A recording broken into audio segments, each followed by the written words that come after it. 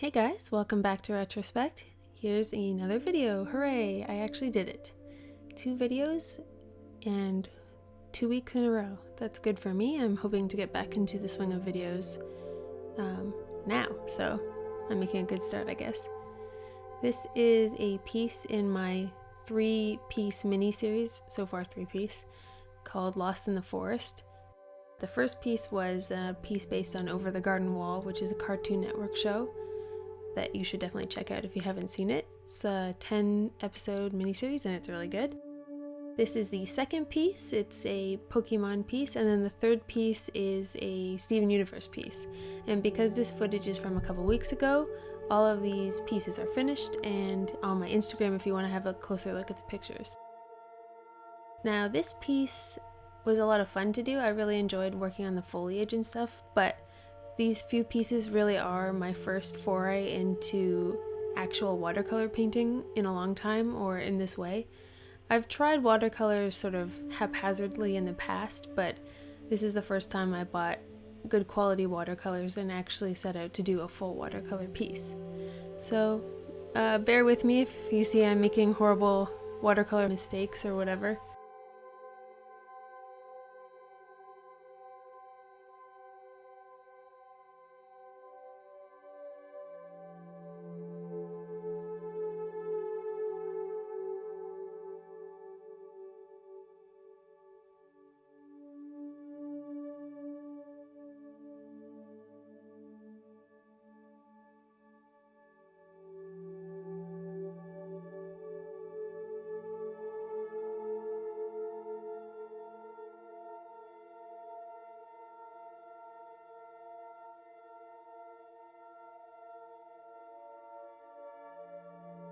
One thing that I really like about watercolor that is quite different from gouache is that you can build up tones in such a different way, and you can also add gradients and shading a lot easier than the way I would paint it in gouache.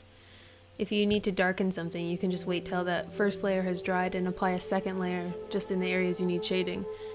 It's pretty easy, and it's nice in respect to the painting palette because I just have this clear plastic sheet of what's that called, plexiglass, and I just plooped all my colors onto that, and I just sort of mix them around on that as I need them. I mean, with gouache I have little pots of premixed colors, but there's still, you know, I have to get out all the pots, get the right color, and even remix stuff.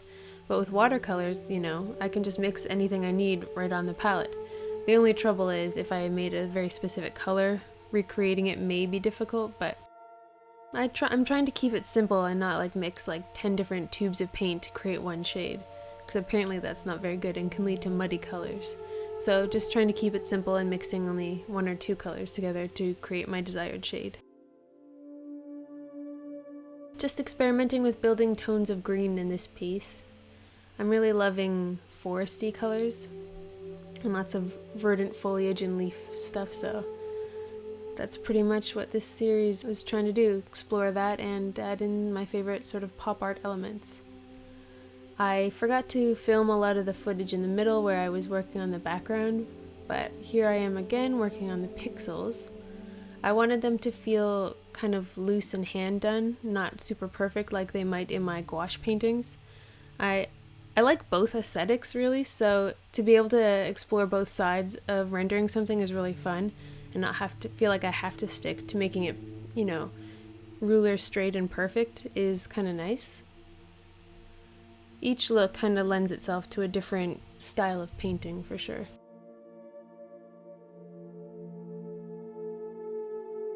I did run into some issues with putting the paint on too thick in some spots on these pixel shrubs, and when it dried it kind of got a little shiny texture to it. I think just because I had too much pigment and too much paint and I let it dry in a sort of way that it pooled together.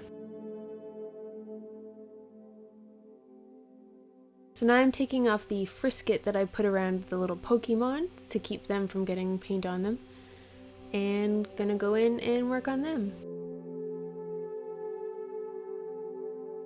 And I'm not really sure why I chose this selection of Pokemon. They're mostly like generation 1 to 3, I think. I don't remember what Pachirisu is from, but Yeah, I like the older Pokemon better mostly. Some of the new ones are just weird.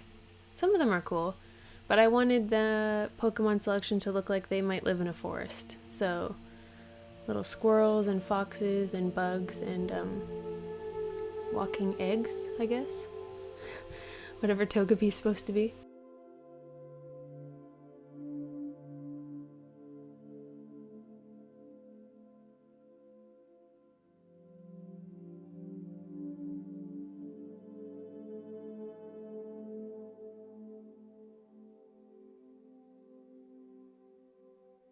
So here's the last little section where I'm just putting the finishing details on.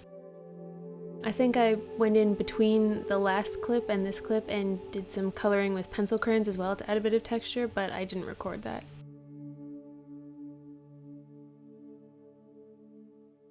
And here are what the prints of this piece look like. This is a giclée print, so it's a fine art print with high quality pigments on Epson Ultramat paper, which is a watercolor paper.